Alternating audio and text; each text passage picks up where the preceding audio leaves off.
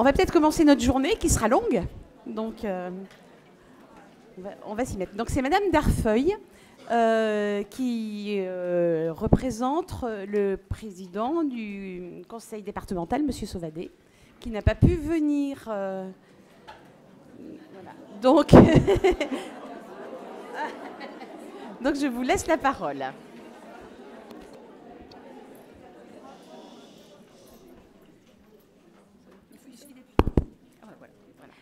Alors, mesdames et messieurs, les présidents, les directeurs, mesdames et messieurs, c'est vrai que c'est un grand plaisir pour moi de venir... Vous n'entendez pas, hein? Oui, signalez si vous avez des soucis. Communiquez. Vous. Ça va mieux? Vous m'entendez pas? C'est un grand plaisir pour moi de venir aujourd'hui introduire cette 30e journée départementale des assistants maternels consacrée au thème de la communication. Communication avec les enfants, mais aussi communication avec les adultes, acteurs de la protection de l'enfance. Pour reprendre un titre d'un recueil de dessins de Sampé, rien n'est simple.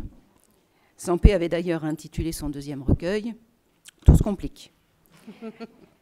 La communication, c'est un thème aussi complexe que fondamental, qui soulève de nombreuses questions chez les assistants maternels, mais c'est pourquoi vous avez été nombreux à nous demander d'organiser ce moment d'échange sur ce point. Avant toute chose, je voudrais remercier M. Arnaud Dereau, qui est consultant en éducation et qui interviendra, suivra, animera cette journée de travail. Mes remerciements vont également à nos partenaires représentés aujourd'hui. Monsieur Claude Noël, que je n'ai pas encore vu, le directeur de l'IRTES, mais qui nous a mis ses locaux à notre disposition aujourd'hui. Et monsieur Jean-Philippe Dazy, le président de la Caisse Allocation Familiale de Côte-d'Or, à qui je vais laisser la parole dans quelques instants. La mutuelle sociale agricole aussi n'a pas pu venir, n'a pas de représentant aujourd'hui, car le changement de date, journée programmée normalement en novembre, a perturbé un petit peu nos agendas.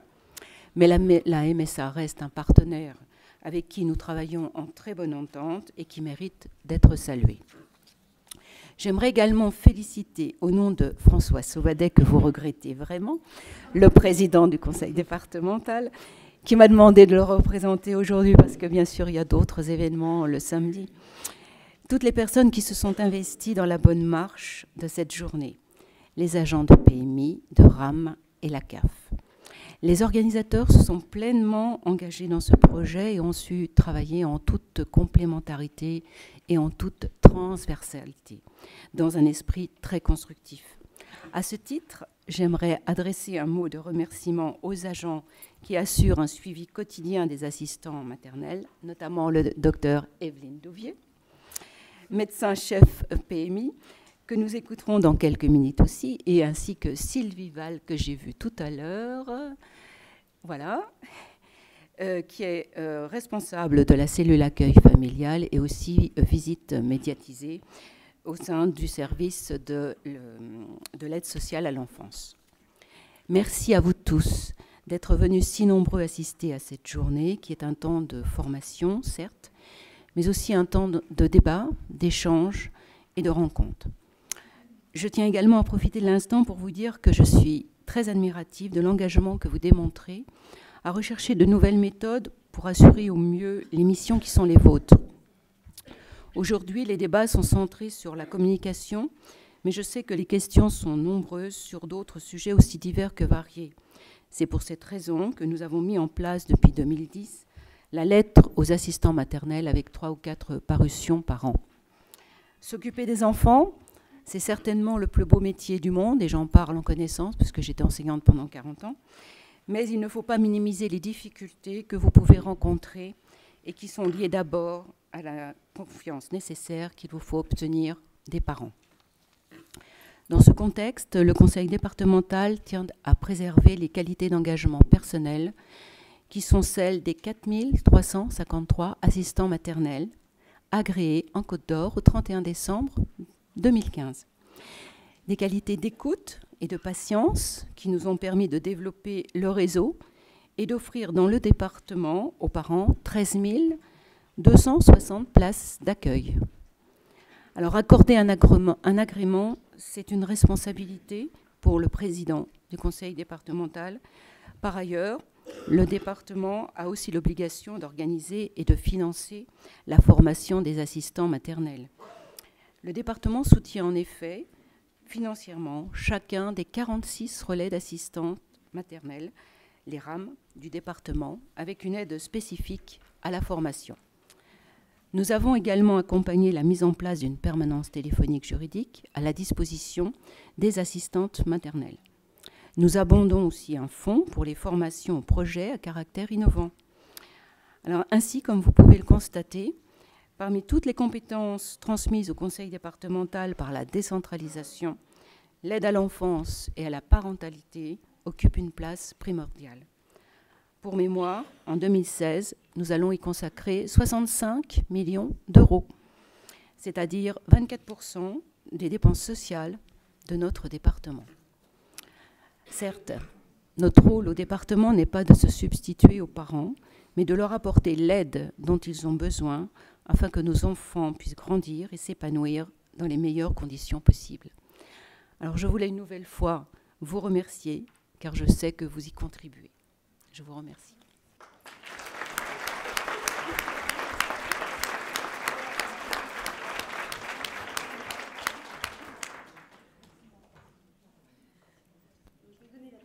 La parole à Monsieur Dazy de la CAF. Bonjour à toutes et à tous. Si j'appuie, ça ira mieux. Bonjour à toutes et à tous. Madame la conseillère départementale, mesdames, messieurs les professionnels de la petite enfance, monsieur Dereau, et vous, mesdames, messieurs les assistants maternels. Je ne sais pas si je dis messieurs avec un S, mais j'en vois au moins un déjà. Deux, il y en a deux? Bon, ça va. Je ne vois pas le deuxième.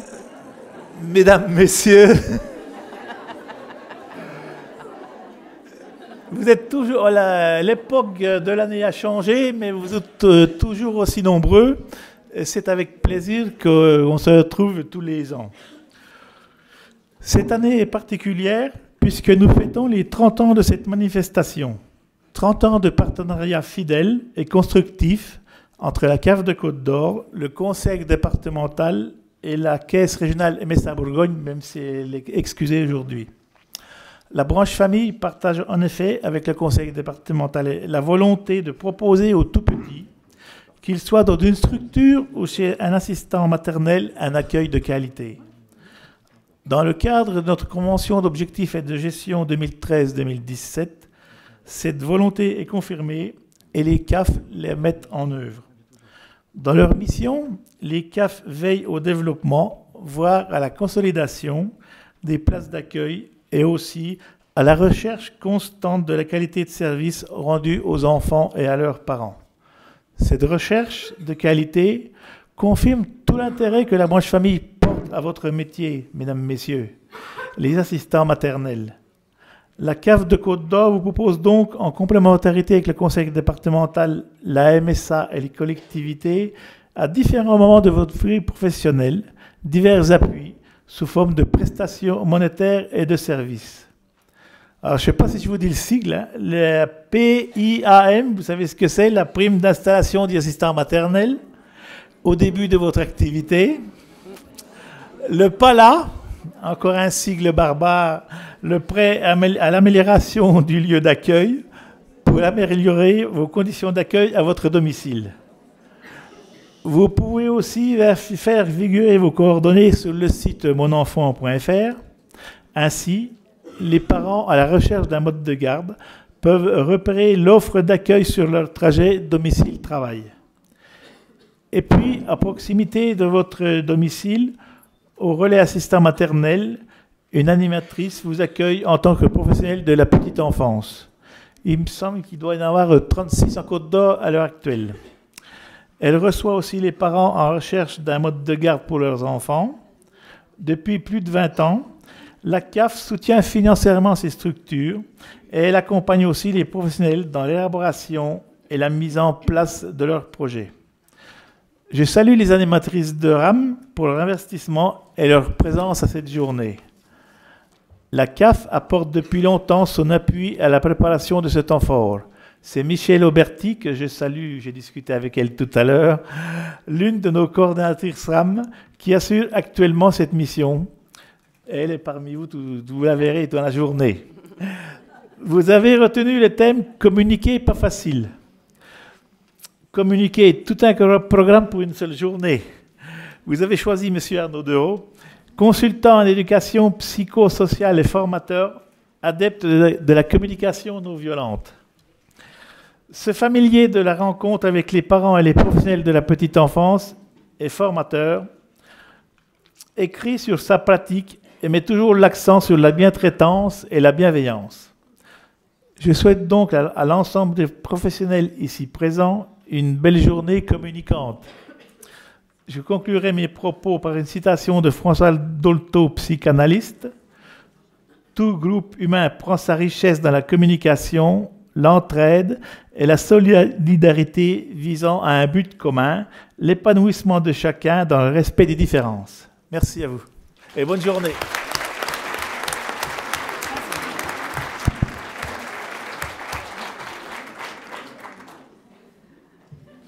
Alors, je vais commencer par les remerciements. Alors, Monsieur Noël, qui n'est pas présent parmi nous, et qui nous offre, enfin nous permet de travailler dans ce lieu qui est vraiment très adapté. D'abord, on est très bien dans cet amphithéâtre, et puis après, dans les ateliers, vous allez vous répartir dans différentes salles.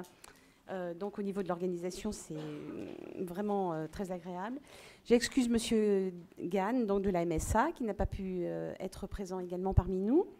Et puis je voudrais qu'on fasse, peut-être on le fera peut-être ce soir, mais déjà au moins une ovation pour tous les gens qui, donc du Conseil général, de la CAF, des différents relais, qui ont préparé cette journée. Donc je voudrais bien que l'équipe de préparation de la journée se lève pour que vous voyez un petit peu. Voilà. Oui, oui.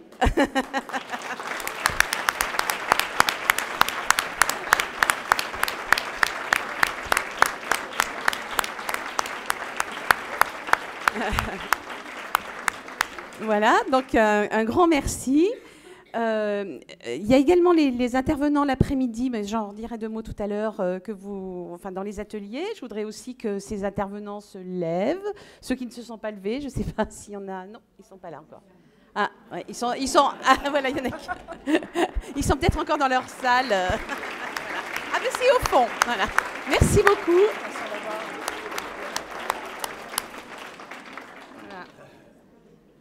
Merci beaucoup à tous ces bénévoles.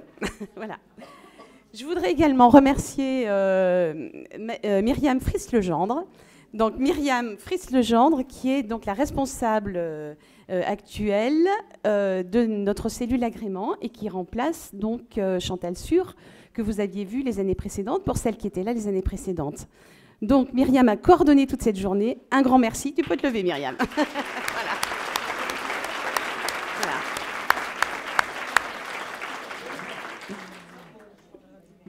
Pour la petite anecdote, Myriam m'a montré hier une petite fiche de paye qu'elle avait. Donc, dans les premières journées des assistantes maternelles, il y a bien longtemps, on avait, certaines assistantes maternelles avaient des enfants encore en accueil, et on organisait une petite garderie pour accueillir les enfants. Et Myriam, quand elle était jeune, donc,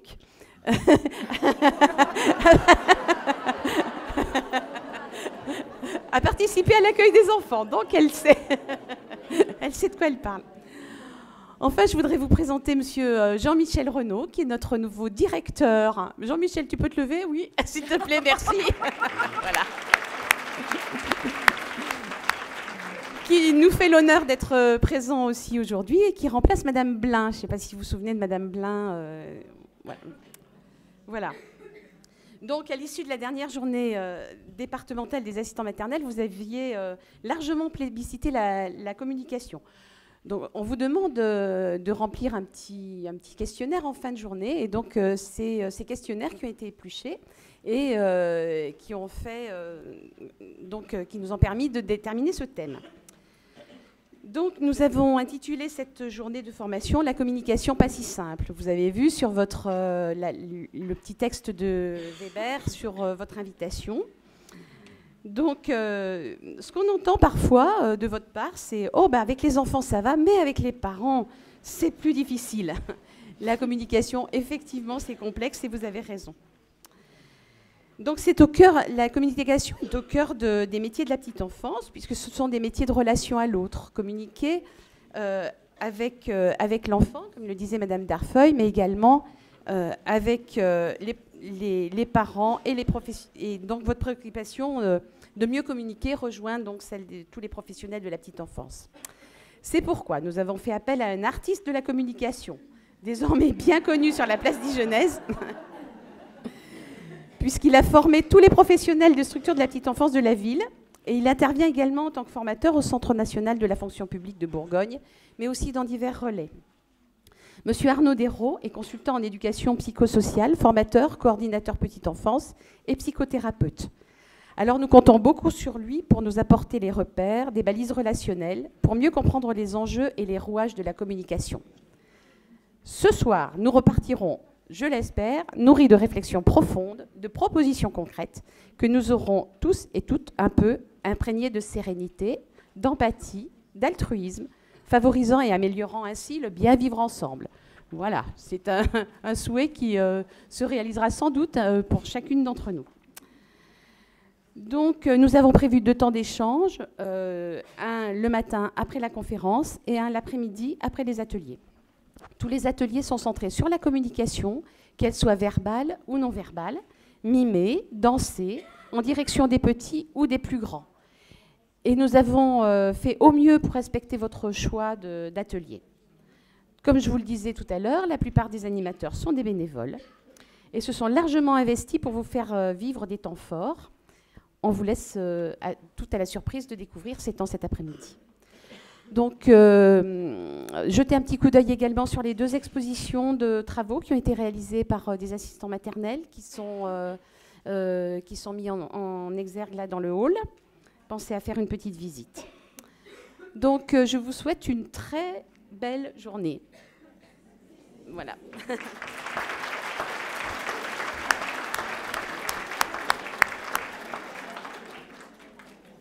Donc, on va laisser la parole à Monsieur Desraux. Merci beaucoup.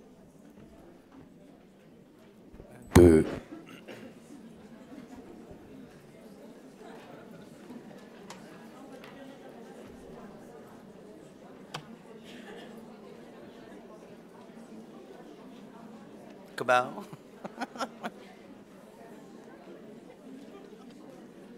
Bon, ben, il faut que je sois à la hauteur, hein. Je crois que je vais prendre la pour tout de suite. J'aime beaucoup votre métier. J'ai créé un relais d'assistants maternels dans le nord de la France et j'accompagne beaucoup d'assistants maternels dans la de pratique. Et c'est toujours un plaisir de les rencontrer. Ils viennent même le samedi matin réfléchir sur leur pratique professionnelle, 1 fois par mois. C'est courageux, je trouve, hein, après une semaine de travail. Donc voilà. Je tenais à vous dire que le dessin qui est sur le PowerPoint, c'est pas du tout vous. Hein. Après coup, je me suis dit, oh là là, elle n'est pas gâtée, l'assistante maternelle. Là. Ou alors elle est très usée par son travail. Mais bon, ça doit être après, je sais pas, 30 ans d'assistante maternelle. Voilà. Et que les enfants étaient insupportables et le mari prend tout. Voilà. Mais ça, ce n'est pas la réalité, n'est-ce pas? Alors vous allez être aussi peut-être un peu gentil avec moi parce qu'entre le micro, le PowerPoint, mes notes, ça arrive d'être folklorique. Hein. Mais bon, je vais essayer de faire tout ça. Il y a des belles choses qui ont déjà été dites. Hein. C'est prêt? Vous êtes prêts? Vous avez votre stylo en main? De quoi noter, bien sûr? Ah ben non, mais comme ça, je me sens sécurisé. Si vous prenez des notes, ça veut dire que c'est un peu intéressant ce que je dis. Sinon je me dis, aïe, aïe, aïe. Mais bon. Ou alors, je vais regarder des visages que je connais.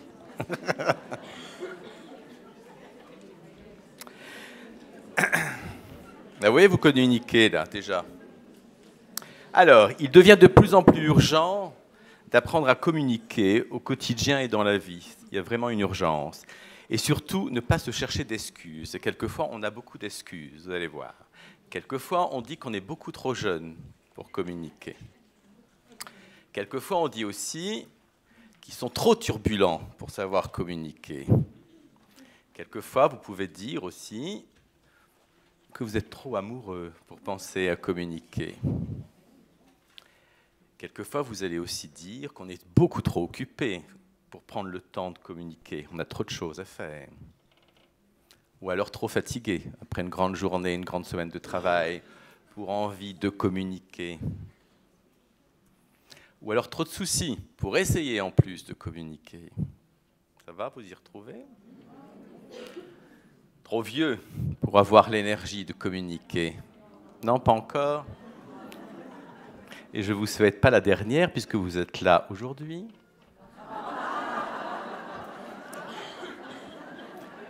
Trop tard pour découvrir la communication. Donc je ne pense que vous n'avez aucune de ces excuses puisque vous êtes là un samedi matin, d'accord ? Donc j'espère que ce partage aujourd'hui vous permettra d'éclairer de nouveaux horizons et vous donnera peut-être un nouveau regard sur la communication et que vous n'attendrez pas ce dernier moment de vie. Alors peut-être que là-haut on communique aussi, hein, mais ça c'est une autre histoire. La communication est présente à chaque moment de notre vie, dès le réveil du matin, quand vous envoyez quelquefois le bonjour à vos adolescents et qu'ils vous répondent « Ah !» On se dit « Tiens !» Jusqu'au soir où que vous lui dites « Bonne nuit » et que vous dites « Ouais !» Voilà. Donc vous voyez, la communication est toujours présente.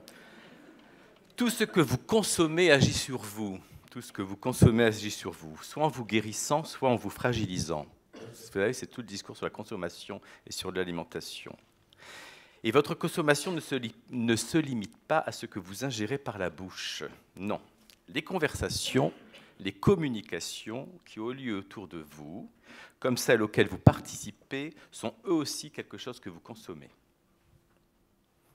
De quoi vous nourrissez-vous ? De mots doux ou de mots violents ? Et de quoi nourrissez-vous les autres ? De mots agréables ou désagréables ? Et est-ce de la bonne nourriture ?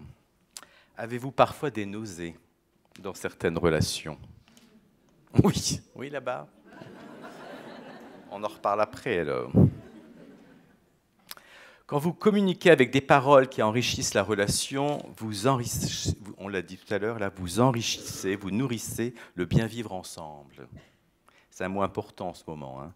Vous nourrissez le respect, vous nourrissez la sérénité, vous nourrissez l'empathie, la compassion et l'altruisme. Et c'est des mots qui ont vraiment beaucoup de sens depuis quelque temps. Quand au contraire, votre communication apporte tension, colère, opposition, réaction, vous alimentez la violence, la souffrance, l'incompréhension, l'intolérance, le non-respect et la désharmonie. Nous consommons, c'est très dur à dire ça, nous consommons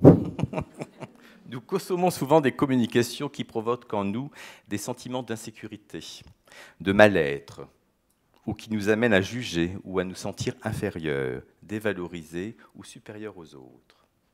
Je ne vais pas trop vite, ça va ? Parce que je ne vous vois pas écrire, je suis un peu inquiet.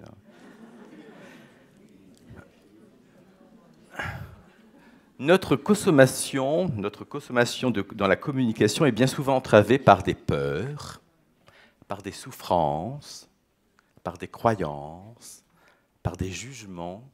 On est très fort sur ça. Des interprétations, des illusions, croire que, par des manques, par des préjugés et des opinions. Tout ça fait que la relation s'abîme. Les relations alors vont se rigidifier quand vous partez dans ce fonctionnement-là. Ils perdent de leur souplesse de l'eau. Pourtant ça va, mais bon. Donc, quand vous partez là-dedans, les relations se rigidifient, perdent de leur souplesse, si nécessaire, à la vie. Donc, vous pouvez peut-être déjà mettre des notes dans tout ça. Vous en parlerez certainement dans les ateliers cet après-midi aussi. Parce qu'il y a beaucoup de peur dans vos communications, beaucoup de souffrance. J'y reviendrai. Pourtant, la grande majorité des adultes recherchent, vous ici, désirent accéder à une communication plus vivante, plus créative, plus vraie, plus authentique. Et cela ne relève pas d'une utopie. Chacun ici doit se mettre au travail. pour développer plus de communication authentique et plus d'empathie. Ouvrir les yeux sur votre infirmité à communiquer, ouvrir les yeux sur votre infirmité à communiquer, sur votre malbouffe relationnelle, nous demande parfois du temps, de l'énergie et parfois même de la souffrance. Ça aussi, j'y reviendrai. Nous devons penser à toutes nos communications. Être pleinement conscient de ce que nous donnons, de ce que nous recevons, de ce que nous refusons et de ce que nous demandons. C'est les 4 piliers d'une communication bien traitante. C'est un mot que j'aime beaucoup, ça, bien traitante. Plus vous gérez le donner, le recevoir et le refuser, le demander de manière adéquate, plus votre communication sera bien traitante. Comment vous donnez? Quelles difficultés vous rencontrez quand vous donnez? Et le donner, ça peut être bon comme pas bon. Hein. Comment vous dites à une maman que ce n'est pas 18h30 et 17h30 son contrat? D'accord. Comment vous dites à la maman qui, ça fait 3 fois que vous lui avez demandé de ramener des couches? Comment vous recevez aussi quand la maman vous dit « Dites donc, là, il s'est encore fait mort cette semaine. Hein. Ça fait la 3e fois. Hein. » Donc, comment vous recevez quand il y a du bon, parce que quelquefois, il y a aussi du bon, et comment vous recevez les critiques? Qu'est-ce que vous faites avec tout ça? Et comment vous refusez aussi ce qui n'est pas bon pour vous? Et comment vous faites pour refuser ce qui n'est pas bon pour vous? Et bien sûr, comment vous demandez quelquefois de l'aide et du soutien au conseil général ou dans les relais quand la relation est compliquée. L'apprentissage de la rencontre, de la communication est fondé sur les compétences de chacun d'entre vous, et que chacun d'entre vous est susceptible de mettre en œuvre pour établir une meilleure qualité de communication avec lui-même et autrui. Développer la capacité d'instaurer des communications authentiques, en conscience, est une condition de base essentielle pour modifier ou améliorer sa communication et sa relation. Françoise Dolto, qu'on a déjà cité, c'est ça, hein, disait « Le bébé, le jeune enfant est un être de communication, un être de langage. » Alors, comment se fait-il que cette communication dans laquelle nous baignons depuis notre plus tendre enfance est si complexe à l'âge adulte, puisqu'on baigne dedans depuis qu'on est tout petit? Qu'est-ce qui fait que c'est si difficile? Y aurait-il un problème dans l'apprentissage? Vos maîtres, vos parents n'étaient-ils pas adéquats? Justement, c'est bien parce que l'apprentissage commence dès la petite enfance et que votre système de communication actuel a été appris dans la petite enfance qu'à l'âge adulte, tout peut se complexifier. Ça va ça, ou je leur dis? Ça rentre? Notre système relationnel, ce qu'on appelle parfois maintenant notre quotient émotionnel, on a ça maintenant dans des revues, c'est-à-dire votre façon d'instaurer ou de rentrer en contact avec l'autre, de vous affirmer, a été élaboré et a posé ses bases dans cette période de la petite enfance avec vos parents. Toutes les relations que vous vivez actuellement sont très empreintes et colorées de ce système relationnel que vous avez établi avec papa et maman. Ça vous explique des choses? Mais non, mais non. Très tôt, vous avez intégré une façon de faire et d'être. C'est pour cela que je parlais tantôt de souffrance. Car il est parfois intéressant et bon pour vous et pour nous et pour tout le monde et pour sa relation de replonger dans son histoire. Surtout quand vous revivez des situations relationnelles répétitives. Encore une fois, ça s'est encore reproduit. C'est toujours la même chose avec les parents. J'arrive toujours à ce résultat. Ces relations répétitives qui embrument votre quotidien, même votre santé psychique. Parce qu'il en va de votre santé individuelle et collective, donc il est temps de réfléchir quelquefois à tout ça. Sinon, vous pouvez vous faire mal. Comme dirait Jacques Salomé, quand les mots ne se trouvent pas à se dire, les mots MAUX trouvent la place et apparaissent. Je dois redire cette petite phrase?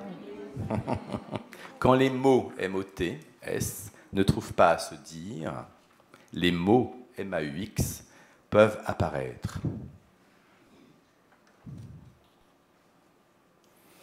Ça va?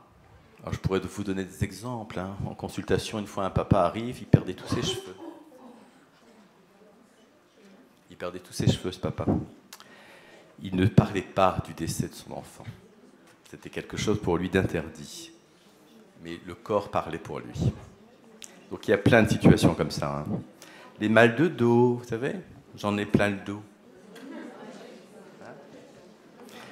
C'est des slogans, enfin c'est pas des slogans, comment on dit ça, des dictons, qui ont du vrai quelquefois. Hein. On dit pas aussi je l'ai dans le nez, non? Ouais, donc voilà. Parlez de tout ça. Hein. Donc quand les mots ne trouvent pas à se dire, les mots, eux, peuvent apparaître. Je dis souvent... Comment? Je dis souvent que nous, les grandes personnes, et quand je regarde, même moi, quelquefois, quand je fonctionne, je dis, on joue quelquefois à la cour de l'école. Je trouve que quelquefois, dans nos relations professionnelles ou affectives, on a l'impression d'avoir 4-5 ans. D'accord? Et on joue comme ça. Alors quand vous êtes un peu spectateur, et maintenant, après cette intervention et cette journée, vous allez être un peu spectateur de votre communication, vous allez encore plus repérer, vous allez maudire par une seconde.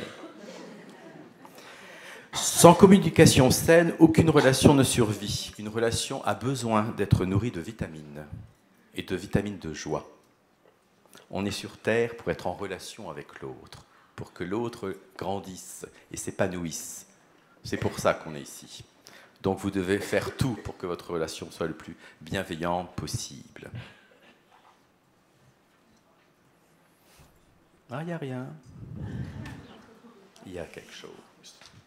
Qu'est-ce que communiquer, donc? Communiquer, c'est pouvoir se dire et être entendu. C'est partager des points de vue et ce n'est pas imposer. Ah, pourtant, qu'est-ce qu'on aimerait bien? Mais non, la communication, c'est pas ça. C'est partager des points de vue. C'est pas spécialement faire que l'autre pense la même chose que vous. Si dans l'idée de la communication que vous avez avec les parents, c'est qu'ils pensent comme vous êtes mal parti. Hein. Ce qui ne veut pas dire que vous n'allez pas établir non plus une relation pour que l'échange se passe et que le projet de coéducation que vous avez avec les parents se passe le mieux possible. Parce que c'est vraiment ça votre travail, c'est faire ensemble. Donc, est-ce que vous savez dire, et y a-t-il des personnes avec qui c'est beaucoup plus difficile? Quelquefois ça arrive aussi, on a plus de facilité avec la maman, moins de facilité avec le papa, ou plus de facilité avec le papa et moins avec la maman aussi. Comment vous le dites? Et est-ce que vous êtes entendu? Mais est-ce que je comprends, quelquefois vous disiez, ils ne nous entendent pas, c'est plus difficile avec les parents. Mais je ne vais pas vous plaire, vous allez voir, après on arrive. Pour communiquer, il faut donc être au moins être deux. Une grande vérité, ça. Hein. Il faut au moins être deux. Et voilà les mots très savants qu'on utilise. Dans une communication, il y a un émetteur, vous, en tant qu'assistante maternelle, ça peut être vous, qui va se dire aux parents sur différents registres. Et quelquefois, vous pouvez vous exprimer sur le registre du sentiment, parler de ce que vous sentez, des faits, de ce qui s'est passé, ou quelquefois même de votre imaginaire ou de votre ressenti. Ce sont les registres sur lesquels vous pouvez exprimer des choses. Et vous avez un récepteur qui est en face de vous, qui est le parent, qui lui va recevoir le message, ce que vous allez dire. Et vous voyez, c'est là que ça commence à être compliqué. Est-ce que le récepteur entend le registre dans lequel vous vous exprimez? A-t-il la capacité émotionnelle de vous entendre? Quelquefois, après une journée compliquée, même pour les parents, passer de l'information ou parler de choses et d'autres, c'est un peu compliqué. Ils sont aussi pressés. Et n'y a-t-il pas des toxines dans la relation? Parce que si vous avez laissé passer des choses et ne rien dire, il y a des choses qui s'accumulent dans la relation. Hein. Et donc, à un moment, quand vous dites, ça explose, vous avez peut-être attendu trop longtemps. Ça va? C'est le récepteur, donc le parent là, qui donnera sens à votre message. C'est l'autre qui donnera sens à votre message. Vous pouvez avoir un projet très positif. Vous pouvez avoir un projet très positif que le récepteur le reçoit négativement. Je me rappelle d'une assistante maternelle qui avait dit à une maman ah, votre petite fille, elle commence à prendre de la... Comment elle avait dit ça? Elle commence à faire le petit chef. Oh lolo, lolo. Ça n'avait pas plu du tout à la maman. Elle devait voter, je ne sais pas, mais bon, c'était pas son truc, ça. Être chef, c'était pas son truc. Et pourtant, il y avait un projet positif. Hein. Et c'est là que les mots sont importants, on y reviendra. C'est-à-dire que peut-être quand on est professionnel petite enfance, on ne dit pas d'un enfant qui fait son petit chef. On dit qu'il développe de l'autonomie. Bah quoi? Mais les mots sont importants. Nous sommes des êtres de langage, vous le savez. Donc les mots sont importants. Si je vous dis cimetière, il n'y a certainement pas des images de cotillons et de cotillons qui arrivent dans votre tête. Hein. Donc vous voyez, les mots ont de l'importance. Si on dit votre petite fille fait le chef, ça peut être très mal entendu. Et c'est vrai que quand on est professionnel, on réfléchit beaucoup à ça. On ne dit pas « elle a encore mordu ». On dit « je rencontre une difficulté, je suis en train de réfléchir à ce qui se passe ». Bah, qu'est-ce qui vous fait rire là-dedans? Vous n'êtes pas d'accord? Mais ça passe par là, la reconnaissance de votre beau métier. Parce que c'est vrai que vous avez un très beau métier. Il passe par la manière dont vous formulez les choses. Et quand on est un professionnel et qu'on dit « oh, elle a encore mordu, hein !» Je suis désolé, c'est paniquant pour un parent. Et un parent, il a besoin d'avoir face à lui quelqu'un qui dit « c'est compliqué actuellement dans la relation avec les autres enfants, mais je suis en train de voir ce qui se passe pour votre petite fille parce qu'elle a mordu un tel, un tel, un tel. »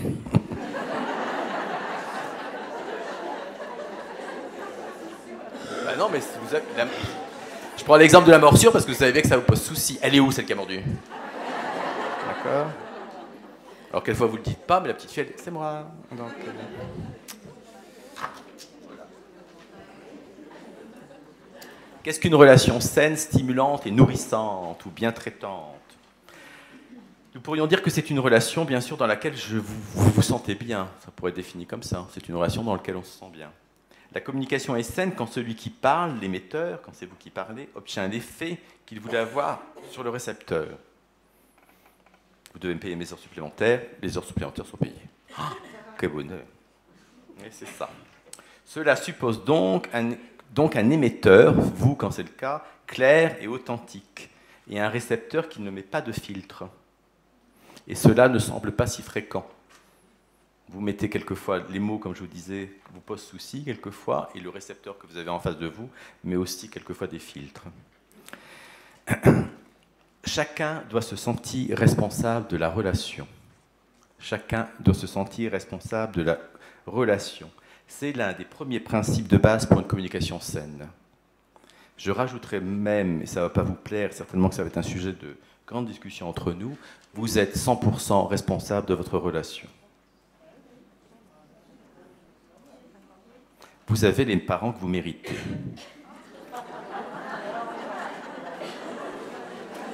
Ah mais moi j'ai le droit de dire je suis le conférencier. Après je m'en vais. Après je laisse ça à Marie-Christine et elle gère.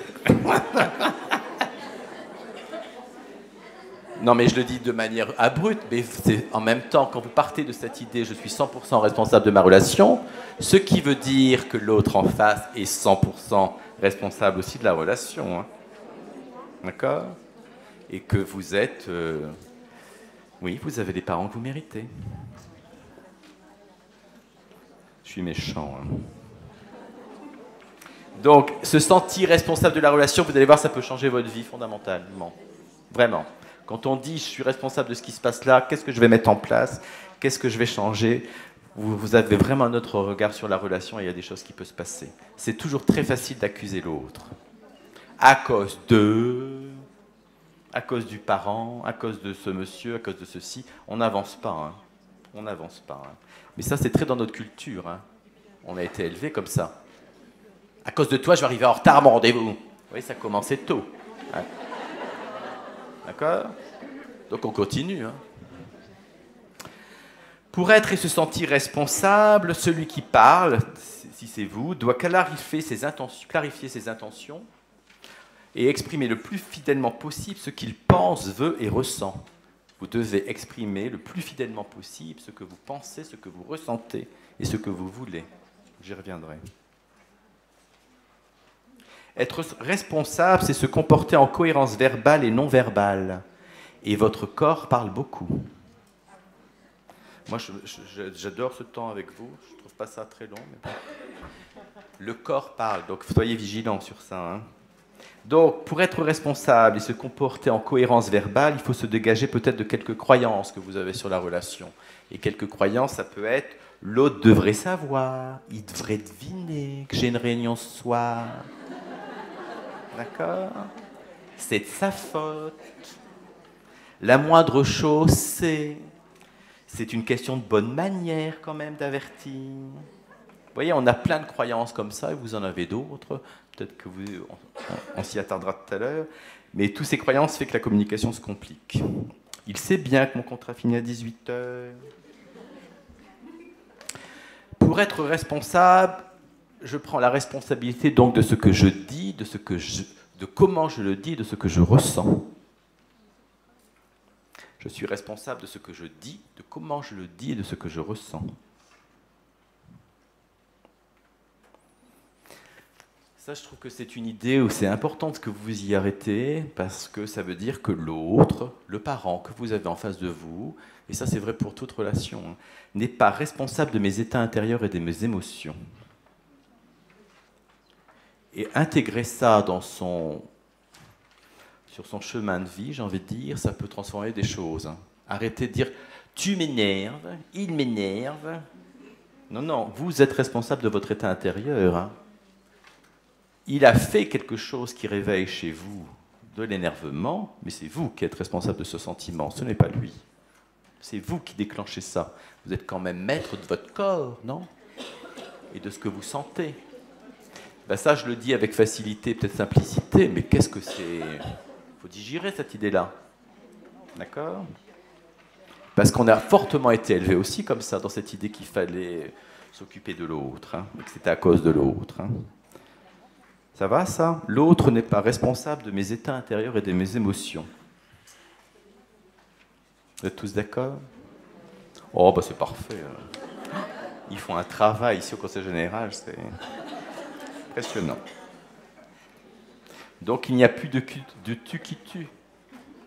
Vous savez, le tu qui tue. Tu m'agaces, tu devrais arriver à l'heure, vous devrez savoir, vous ceci, vous cela. Tous ces tu d'accusation, comme on dit là, n'existent plus, alors c'est ça? On va essayer. C'est reprendre la responsabilité de soi. C'est pour ça que je vais vous dire tout à l'heure, c'est parler avec je. Et on n'a pas appris à parler avec je. Je suis pas bien, je suis en difficulté avec cette famille. Et bien souvent, on envoie la responsabilité sur le dos de l'autre. C'est un sacré travail. Hein. Donc je suis responsable 100% de ma relation, comme je vous avais dit, et j'invite l'autre à prendre cette même responsabilité, hein, quand je dis ça. Je suis 100% responsable de ma relation, mais j'invite l'autre en face de moi à prendre cette même responsabilité dans ce qu'il reçoit, de comment il le reçoit et de ce qu'il ressent. C'est-à-dire que vous n'êtes pas non plus responsable de l'état intérieur de cette maman ou de ce papa. Hein. Si la mère le soir vous dit « Non mais vous avez vu dans quel état vous me rendez là ?» C'est aussi quelque chose qui se passe chez elle. Hein. Ça ne veut pas dire que vous allez dire « Oui, amen » et c'est pas grave. C'est ça que je dis. Mais le problème est chez madame, pas chez vous. Je suis dans des grandes généralités. Hein. Après, c'est des détails, tout ça. Hein. Qu'est-ce qu'une communication qui est non bien traitante, alors, ou non stimulante? Puisque je vous ai donné un peu des pistes de la première. Il y a trois causes qui font qu'on est quelquefois dans des mauvaises communications.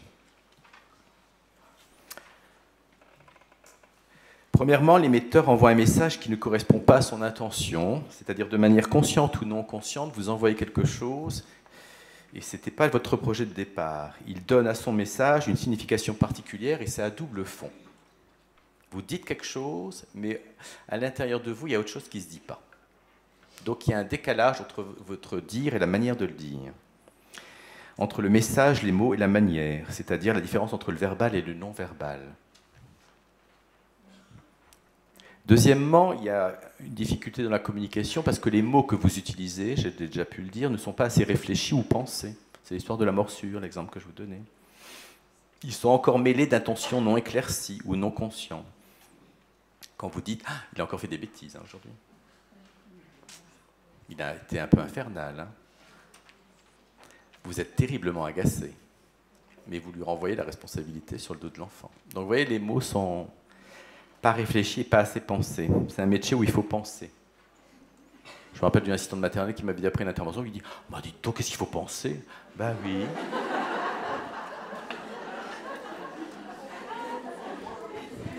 C'était surprenant, hein, mais bon. Mais non, mais c'est un métier que vous avez choisi. Même si certains pensent que... voyez le nombre d'hommes qu'il y a dans la salle. C'est bien une raison aussi. Mais bon. Une troisième cause qui fait que la communication passe mal, c'est que le récepteur, le parent, si c'est le parent, saisit mal le message. D'accord ? Il met un filtre qui peut provoquer la distorsion entre ce que vous dites et le message qu'il reçoit. Il entend autre chose. Son filtre est bien souvent lié à l'expérience passée, s'il y a des choses qui n'ont pas été réglées dans votre relation, et peut-être aussi quelquefois lié à son histoire d'enfance, qui vient donc influencer sur le comment il reçoit le message. Vous avez peut-être des exemples en tête, là, que vous partagerez, non ? Je cherche. Pour éviter ces mauvaises communications, un maître mot, c'est s'affirmer. C'est s'affirmer. Attention, hein, quand je dis affirmer, je ne dis pas imposer. Ce n'est pas écraser l'autre. S'affirmer, c'est s'affirmer dans le beau sens du terme. Prendre sa place, poser des limites. Communiquer de façon affirmative, c'est exprimer ses pensées et ses sentiments et ses façons de voir par des mots, des gestes, une façon calme et honnête, appropriée, tout en voulant connaître les sentiments et les pensées et façons de voir de l'autre. C'est ça, s'affirmer. Ça implique donc le respect de soi et le respect de l'autre. Je vous redis tout ça. Communiquer de façon affirmative, c'est exprimer ses pensées et ses sentiments et ses façons de voir par des mots, par des gestes, d'une façon calme et honnête, appropriée, tout en voulant connaître les sentiments et les pensées de l'autre. Ceci implique donc deux types de respect, le respect de soi et le respect de l'autre.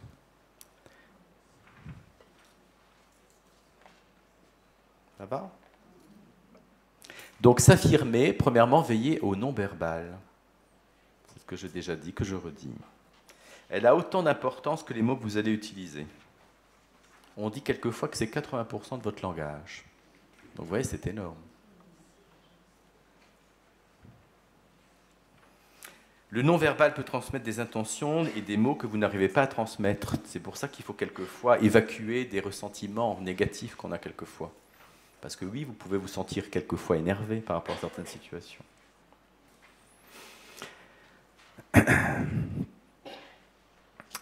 Après, il faut utiliser le je, c'est-à-dire c'est parler de soi et pas parler sur l'autre. C'est le tu d'accusation que je vous parlais tout à l'heure. Quand vous êtes dans l'affirmation, vous commencez vos phrases simplement avec je. Je suis en difficulté, j'aimerais vous parler de, est-ce qu'on peut se prendre un rendez-vous ? Voilà, c'est parler de soi. Ça va ? Donc, parlez avec le je et arrêtez avec le tu d'accusation. On emploie souvent cette forme accusatrice, donc avec le tu, parce que nous nous sentons obligés de justifier nos sentiments pour qu'ils soient acceptés. Et vous ne serez pas entendu quand vous parlez avec un tu d'accusation. L'expression indirecte et accusatrice empêche l'autre d'accepter vos sentiments négatifs, puisqu'ils sont agressés, et l'amène fréquemment à répondre à notre accusation et à votre accusation de façon défensive, donc de la même manière que vous. Et la communication se fragilise et se complexifie. Si j'accuse, l'autre, il y a forte chance aussi qu'il accuse, et on n'avance pas. C'est ça, prendre la responsabilité. Une autre façon de s'affirmer, c'est de développer votre écoute, et votre écoute passive et active. Ça va, ça ? Écoute passive et active. L'écoute passive consiste simplement à montrer que vous vous intéressez à ce que l'autre dit. C'est ça, c'est être attentif à. Il y a quelquefois pas spécialement des mots, mais il y a un regard, il y a des yeux qui regardent, il y a une tête qui se met sur le côté, mais vous écoutez l'autre. Ça, c'est l'écoute passive. Et après, vous avez l'écoute active. C'est plutôt vérifier le contenu. C'est ce qu'on appelle la reformulation. Vous allez remettre en mots ce que vous entendez et vous allez remettre en mots même le sentiment de la maman ou du papa qui est en face de vous. Qu'est-ce qu'il est en train de vivre ? Dans quel état émotionnel est-il ? C'est ça, l'écoute active. La vérification du contenu et l'écoute active sont surtout importantes dans des discussions très personnelles avec les parents, pour résoudre des conflits, dans les désaccords et pour clarifier une situation ou un problème.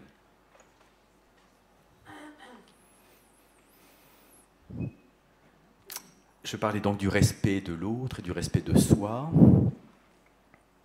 En effet, quand la communication va mal, on a quelquefois beaucoup de mal à garder, comment vous dites, son sang-froid? Son sang-froid, c'est ça. C'est-à-dire que bien souvent, on ramène des choses qui n'ont pas été réglées de précédemment. Ben non, quand on est dans une relation ici et maintenant, on parle des choses d'ici et maintenant et on ne revient pas avec des choses du passé. C'est ça, être dans le respect. Et bien souvent, quand on est agressé, on a envie d'agresser. Ben non.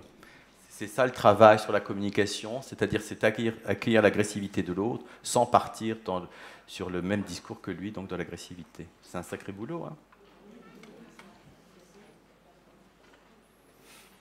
Mais vraiment, c'est dans ces moments où vous vous sentez très agressé que vous ne devez pas être là-dedans. Qu'il faut faire un travail pour dire « Oh là là, comment je gère ça ?» Pour acquérir une certaine fluidité dans la communication et mettre ça en place, veiller au non-verbal, utiliser le jeu, écoute active et passive, le respect de l'autre, il y a un préalable indispensable, d'après vous. Ta-ta-ta-ta. Comment? Le respect de soi. Comment? La confiance? Oui, c'est ça. Moi, j'appelle ça. C'est l'amour de soi. Je vais vous faire du Céline Dion, là, maintenant, pendant 10 minutes. Non, mais c'est en même temps, je dis ça en plaisantant, mais c'est vrai. C'est-à-dire qu'une communication bien traitante commence à l'amour qu'on a pour soi. Et est-ce que vous vous aimez vraiment? C'est une question importante à se poser. Est-ce qu'on s'aime vraiment? Parce que si on a appris à s'aimer, et ça c'est encore de notre histoire... Oh là, ça fait causer! Bon, bah je vous laisse.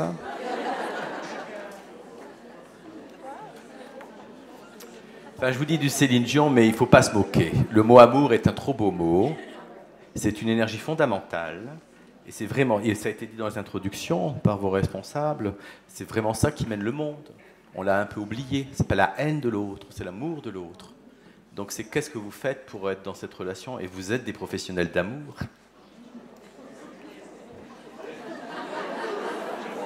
Bon. Moi je le dis.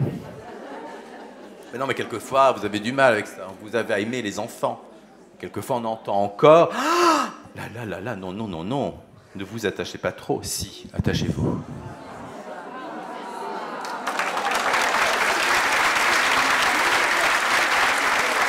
Voilà, il est content, il a eu ses applaudissements. Mais je développerai ça en formation avec vous. Hein. Aimez-les, mais de manière professionnelle. Et pas affective. Myriam David avait un très beau mot pour ça. Est-ce que je vais le retrouver? Myriam David disait « Un professionnel aime les enfants parce qu'elle les soigne. Une maman soigne son enfant parce qu'elle l'aime. » C'est-à-dire que la démarche, c'est pas de moi, hein, c'est de Myriam David.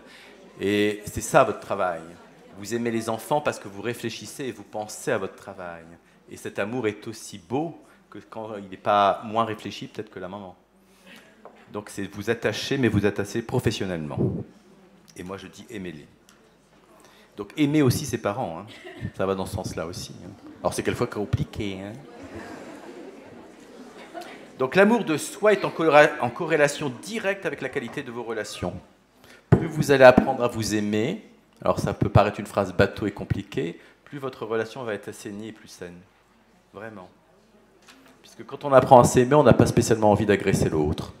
C'est ça le vivre ensemble. C'est ça que je défends depuis des années et des années pour que dans les crèches, dans les écoles maternelles, on développe ce vivre ensemble. J'aurais tant de choses à dire. Des échecs répétés dans vos relations ou une éducation peuvent vous empêcher d'être facilement dans une relation et communication bien traitante et une capacité à vous affirmer. Est-ce que vous avez vraiment été aimé pour ce que vous êtes? Et quelquefois, très vite, nos parents nous trompent sur la marchandise. Puisque bien souvent, quand on va chez grand-mère, on entend « Bon, on va chez grand-mère, t'es sage ». C'est-à-dire qu'indirectement, l'enfant entend qu'il y a une condition à l'amour. Eh ben non. Aimer l'autre, c'est de manière inconditionnelle. Autrement dit, si la plupart de vos relations passées s'inscrivent dans la difficulté, vous aurez du mal à vous aimer et vous allez être le plus souvent dans vos relations actuelles, même si vous êtes venu à des stages et des conférences avec Arnaud Dereau, dans une recherche perpétuelle d'être aimé. Et donc cela va compliquer énormément votre communication, puisque c'est ça qui vous mène, être perpétuellement être aimé.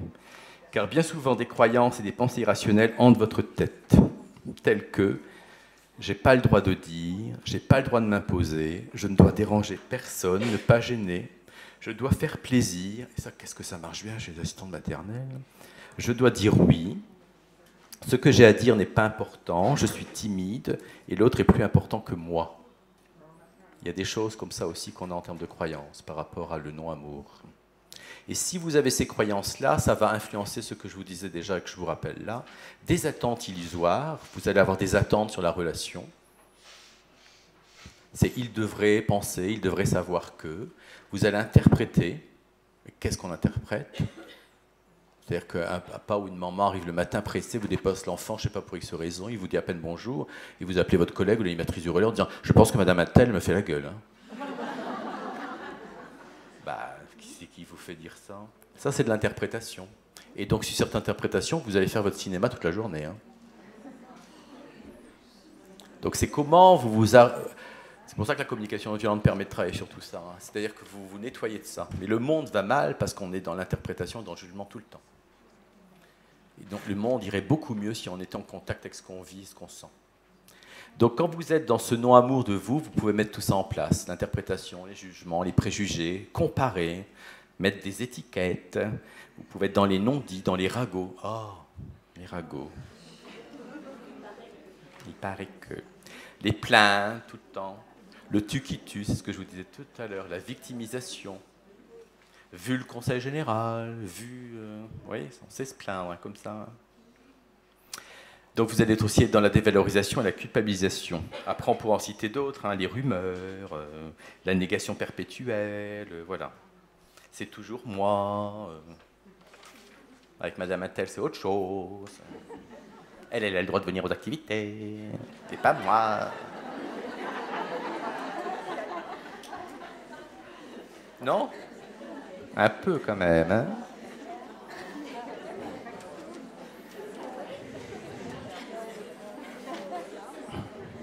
Moi, je me rappelle d'une assistante maternelle qui est venue me voir dans mon bureau en disant « ça va pas du tout les groupes que vous avez faits là. Hein. Alors, je vous les ai refaits. » Elle était bien gentille, elle voulait me rendre service. Hein. Je dis « on va rester comme ça pour l'instant. C'est intéressant, mais on va en discuter. » Voilà. Donc, toutes ces attitudes, attentes illusoires, interprétation, jugement, vont complexifier votre relation et l'ambiance va devenir lourde. Lourde, très lourde, et c'est quelquefois pour ça que vous mettez fin à des contrats. Il y a quelquefois des problèmes de communication qui amènent des problèmes de contrat. Donc abandonnez ces attitudes, et vous avez un petit document dans votre pochette qui reprend un peu tout ça. Travaillez sur son sentiment de confiance et d'amour de soi, vous l'avez cité, sur son identité, sur ses peurs, demande un courage certain et du temps. Par contre, si vous prenez le chemin de la transformation, vous donnez plus de possibles pour développer dans votre communication, et ça a déjà été cité, le respect, l'altruisme, l'écoute, la confiance, l'autonomie et l'harmonie.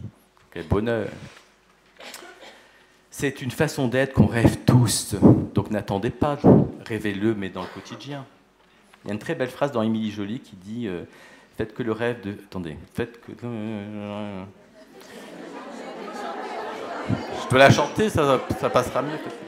Faites que le rêve dévore votre vie afin que votre vie ne dévore pas votre rêve. D'accord? Ça ne doit pas être d'Émilie Joly, hein, mais ça doit être de, je sais pas, Saint-Exupéry. Écoutez, on va vérifier ça tout à l'heure, mais bon, il a peut-être dit un truc comme ça, non? C'est dans Émilie Joly, par contre. Nous avons les mêmes références, même génération avec madame. Donc nous devons tous ici nous responsabiliser individuellement en acceptant de prendre conscience de la confusion et des violences subtiles et souvent inconscientes perpétuées par nos habitudes de communication. Il y a des mots qui font mal, il y a des mots qui font du bien. Et là, le changement commencera par vous. C'est pas moi qui disais ça, c'est Gandhi. Hein. Le langage et l'usage que l'on fait des mots influent sur votre façon de vous relier aux autres et vous relier à vous. Donc peut-être que déjà d'être dans une communication plus simple, c'est déjà apprendre à s'écouter soi. Et on ne s'écoute peut-être pas assez. Actuellement, on entend parler beaucoup de méditation, de pleine conscience ou de pleine attention. Oui, moi je dis aux professionnels, mais vous devriez quasiment vous donner 10 minutes à vous chaque jour. Et là, tout de suite, c'est indispensable qu'on se donne ce temps-là que pour nous, sans bruit, sans rien, mais que vous faites un petit travail de méditation comme ça. Vous avez besoin de recharger les batteries. Si vous ne faites pas ça, voilà. Donc il y a certains relais qui proposent ça. Hein. Vous avez dans certains relais maintenant du yoga, des cours de relaxation, de gestion du stress. Nous, on met ça en place. Ah là là là.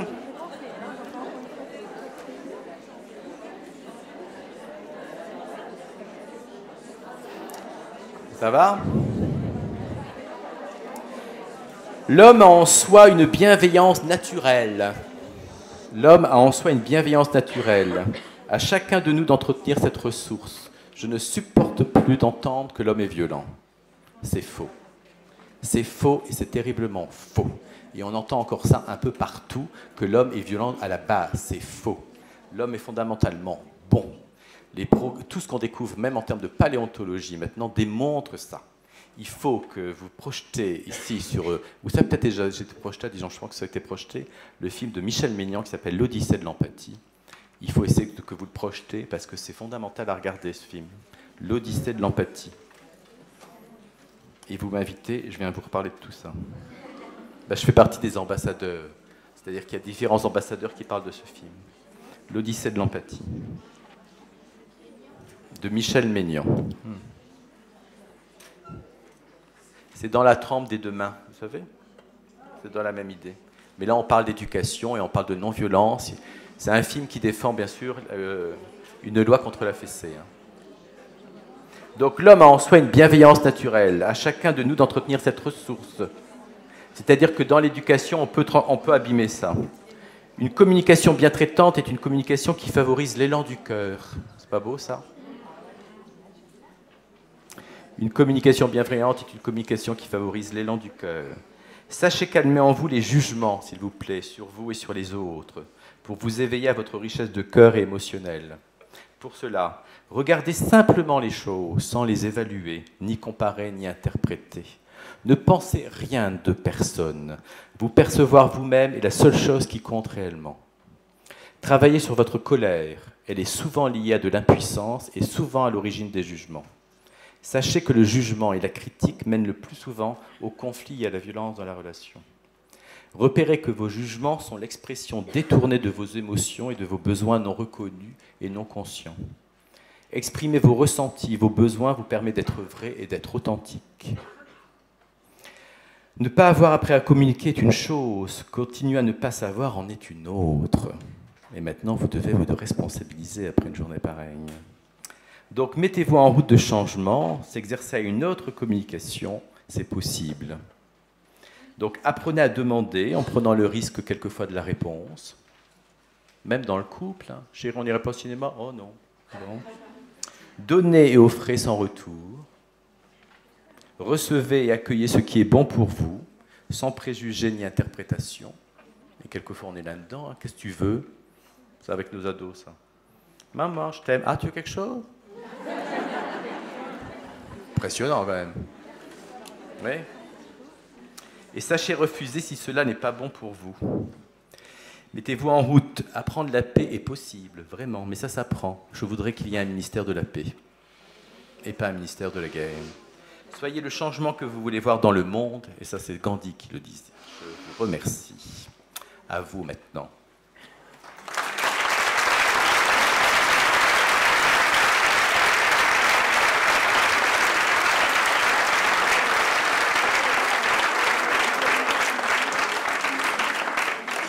Alors, comment on fait, messieurs, dames, les organisateurs?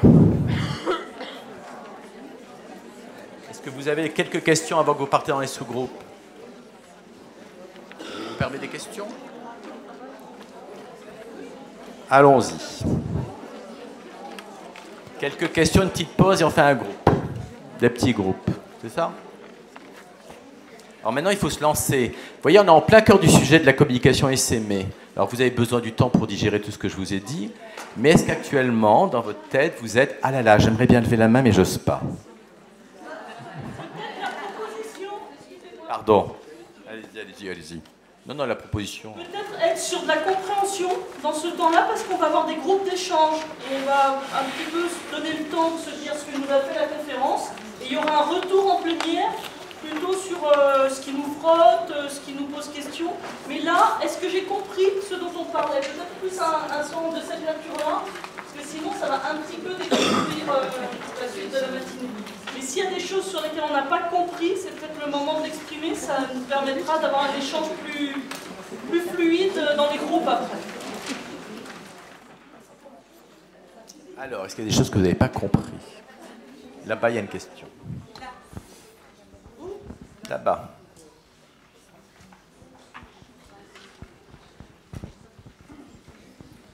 Merci. En début d'intervention, vous avez évoqué le verbe consommons. Voilà. Vous pouvez développer, s'il vous plaît? Ah ben c'est ce qu'on consomme, la consommation qu'on fait. Ah oui, j'avais entendu. Oui, c'est pour ça. C'est difficile à dire. Hein. D'accord. Tout simplement. Je consomme, tu consommes, nous consommons. Ok. Je n'avais pas travaillé à ça à l'école, ce mot. Ah mais moi, oui. Je disais que la communication et les mots que vous échangez avec l'autre, c'est de la consommation aussi. Donc ces mots-là qu'on va vous adresser, que vous allez recevoir, ils auront un effet positif ou négatif, tout comme l'alimentation, puisque maintenant on sait quand même tous les bienfaits ou les malfaits de l'alimentation. Donc c'est un effet. Moi, souvent quand je travaille avec des adolescents, quelquefois, vous savez, les adolescents, ils me disent « Ouais, ta gueule !» Enfin, ça n'a pas été filmé, ça? Et ils disent « Ouais, mais c'est comme ça qu'on se parle. » Non, non, non, non. Ça aussi, c'est de la pollution. D'accord? Utiliser des grossièretés, ça fait aussi parler de la pollution. On est dans le développement durable, COP21. Moi, je fais référence à ça en disant « Je ne suis pas d'accord. » Ça, c'est aussi de la pollution. Et ils entendent ça. Hein. C'est trop facile de dire « Ah, on parle comme ça entre nous. » Non, non. Ça va? Oui, ça va. Utiliser le je suis en difficulté par rapport à un parent. Ne va-t-il pas générer de l'inquiétude par rapport à ce parent qui fait confiance, qui vous fait une confiance extrême en vous confiant son enfant? Est-ce que, ou alors, je ne sais pas, bon, c'est une réflexion que je me fais, je me dis, si on utilise cette formule « je suis en difficulté » trop fréquemment, ça ne va pas déstabiliser la confiance qu'il peut nous accorder? Oui, bien sûr, vous ne devriez pas être trop en difficulté. Et avant d'en parler aux parents, c'est en parler à soi-même. J'ai envie de dire, je rencontre une difficulté avec le gamin, là, je vais d'abord réfléchir à mon organisation de maison, en parler avec l'animatrice du relais, la PMI. Je vais d'abord faire un petit truc entre moi, là, avant d'éventuellement en parler aux parents. Parce que les problèmes, quelquefois, qu'on rencontre de comportement avec les enfants, c'est quelquefois lié à votre fonctionnement. Hein. Ce n'est pas toujours à cause de la famille ou à cause d'eux. Donc c'est après. Et après, c'est des formulations. Est-ce qu'on peut parler de ça? Moi, je dis souvent, ça serait très bien, je propose ça aux crèches, et certaines crèches le mettent en place. Je trouve que dans vos métiers, vous devriez faire un rendez-vous tous les 6 mois avec les parents. Alors, vous le faites peut-être. Mais pour que ce soit vraiment un métier qu'on dit, c'est pas de la garde que sont ces dames et ces messieurs, c'est un accueil. Et bien, tous les 6 mois, on propose aux parents de venir boire un café et de parler. Parce que les 6 mois, c'est souvent des périodes charnières. Le changement d'alimentation, la marche, la propreté. Et au lieu que ça soit le entre-deux portes, « Ah, j'ai arrêté les couches. »« Ah bon ?» Tu te dis, bah merde, je fais qui là? Non, on discute de tout ça. Donc, poser des choses comme ça et dire, tiens, j'aimerais bien vous parler de ça. Mais c'est sûr que normalement, il ne devrait pas avoir tous les jours, j'ai des difficultés. Là, elle aurait peur. Hein.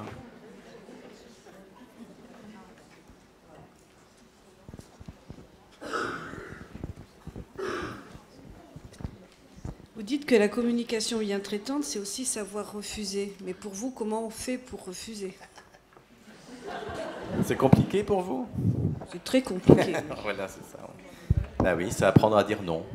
Oui, ça j'ai bien compris. Hein.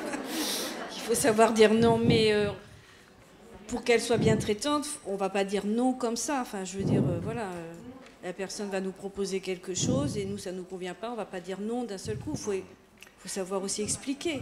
Oui, mais alors là, vous pensez à des choses bien précises dans votre tête.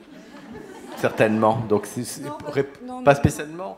Après, parce que c'est du cas par cas. Je ne sais pas sur quel exemple on pourrait partir, mais si un parent vous demande de changer le contrat, ça ne va pas être non, mais vous allez peut-être le formuler en disant « J'ai des difficultés d'accepter ce nouveau contrat et cet avenant. » Comment?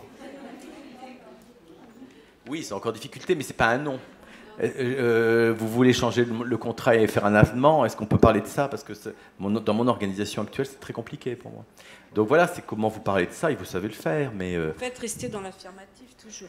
toujours dans l'accueil de ce qui se passe, et après pouvoir se positionner. C'est pas rentrer en opposition, mais c'est rentrer en apposition avec ce qu'il dit, et après éventuellement vous opposer. Mais oui. Et quelquefois dire non... Bah oui, ça peut chez l'autre poser un souci, mais bon. Le problème aussi, peut-être, si vous le permettez. Il y a des voix d'outre-tombe, il y avait une voix là-bas, allez-y, oui.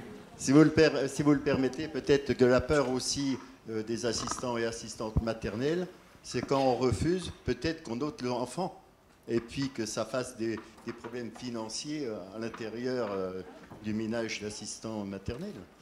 Ça peut arriver. Bien sûr qu'il y a tout ça. Ouais. Mais quelquefois, quand vous dites des beaux noms, il y a des oui qui viennent bien après. Il y a des choses. C'est important de poser ses propres limites. Parce que quelquefois, dire non, et ça fait du bien pour le après. Mais on a du mal. Parce que le non, c'est pareil, c'est dans votre éducation. Quand vous étiez tout petit et que vous disiez non, quoi non? Eh oh, qui c'est qui commande ici? Voilà, donc on entend des choses et c'est très empreinte de toute cette éducation que je vous disais. Donc... dire non, c'est quelquefois très compliqué.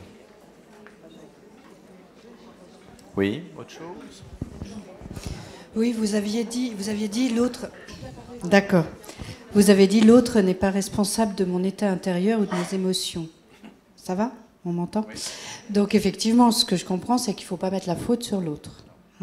Mais il n'empêche que l'autre est quand même un petit peu responsable de son état intérieur, de ses émotions, voilà. Non. Vous avez pris une leçon, là? Non. Parce que quand l'autre fait quelque chose, vous allez déclencher, vous, un état émotionnel. Et c'est de votre propre responsabilité. Parce que cet état émotionnel vient d'un besoin insatisfait. Donc c'est votre responsabilité à vous et pas de l'autre. On pourrait prendre un exemple avec un enfant. Vous avez un enfant, vous êtes dans un relais assistant maternel, vous allez dire « Qu'est-ce qui m'énerve ?» Et l'autre assistant maternel dit « Pas moi, non. » Alors, ça veut dire si l'enfant était responsable de quelque chose, on sentirait la même chose. Alors, quelquefois, ça arrive. Et on peut développer, c'est autre chose. Mais autrement, non, on sent des choses différentes. Sinon, on devrait sentir la même chose. Donc, l'autre n'est pas responsable. C'est ce qui fait qu'il déclenche chez nous une insatisfaction d'un besoin qui n'est pas satisfait. Et c'est ça être responsable et c'est ça être autonome. Dire, il se passe ça chez moi parce que j'ai ce besoin-là. Donc, je me responsabilise et je parle de ça. Mais je sais que c'est une idée complexe. Ça va pour vous ou pas? Pardon, oui. Il y avait une dernière question, je ne sais pas qui t'avait identifié. Là-bas. Et puis après, je vous propose qu'on passe en groupe. Il y aura un retour en plénière pour un échange en fin de matinée.